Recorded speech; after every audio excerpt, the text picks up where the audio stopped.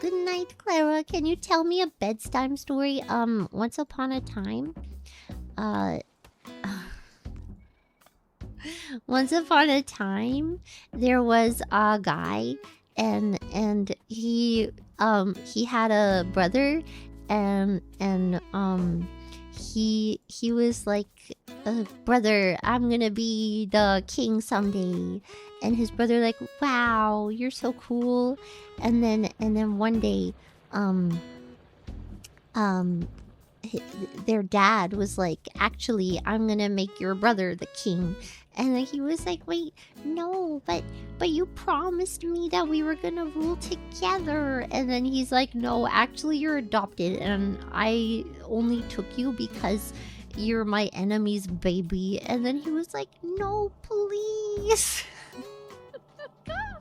Why don't you love me? Oh yeah, I forgot to mention he had horns. And he was green, but sometimes he turned blue.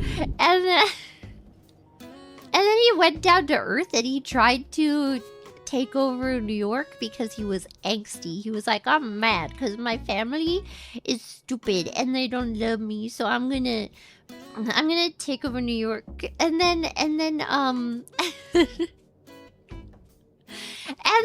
as he was down in New York, there was this girl that was going to see Broadway, and he was like, oh my god, I think I'm gonna go see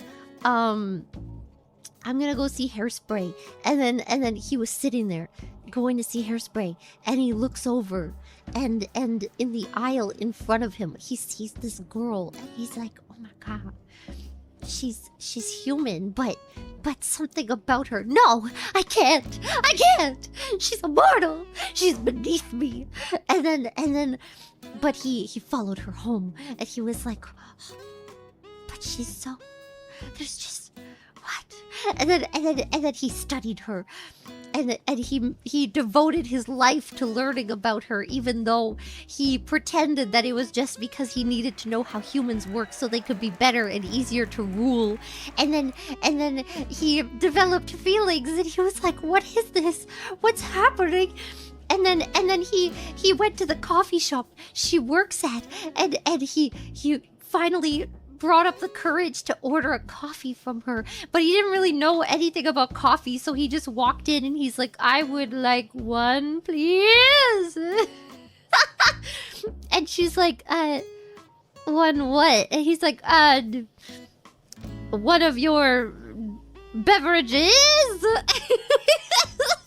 And she's like, hey, you're gonna have to be more specific. And he's like, your finest ale. And she's like, I think you want the bar across the street, but they only open at 5 p.m. And he's like, just give me whatever your favorite is. And she's like, okay, I'll give you a French vanilla then. And then she makes him a French vanilla. And then he tastes it, and he's like, oh, this is your favorite drink? It's so good. And then he falls for even more. And then he's like, I can't do this anymore. I need to have you. You must be mine. But he doesn't know how to court a lady. All he knows how to do is take, man. He only knows how to take what he wants. So he kidnaps her, and she's freaking out. She's like, what are you doing? I'm just trying to serve coffee, man. I'm gonna lose my job. And then he takes her to Asgard. Yeah, and then he puts her in a dungeon, and she's like, no, please let me out. And he's like, no, you're mine and mine only. And nobody else is allowed to look at you or touch you. She's like, why are you doing this? He's like, because you are an interesting specimen. I would like to know why you have fascinated me so, and thus I need to perform more research. And she's like, research? I love research.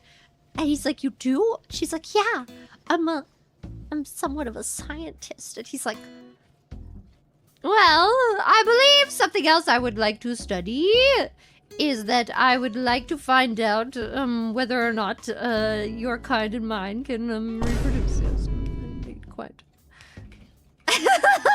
She's like, oh my, that's so forward of you. I don't know if I can. He's like, well, you don't have a choice. And then he tied her up. Oh, shit. And you know what? He doesn't get naked because he's a respectable gentleman. The Ragnarok suit stays on! Thank you. Does she get naked? I mean... After kidnapping someone, look, he only did it because he didn't know any better.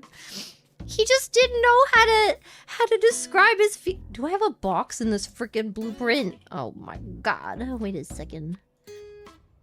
Okay, what did I miss?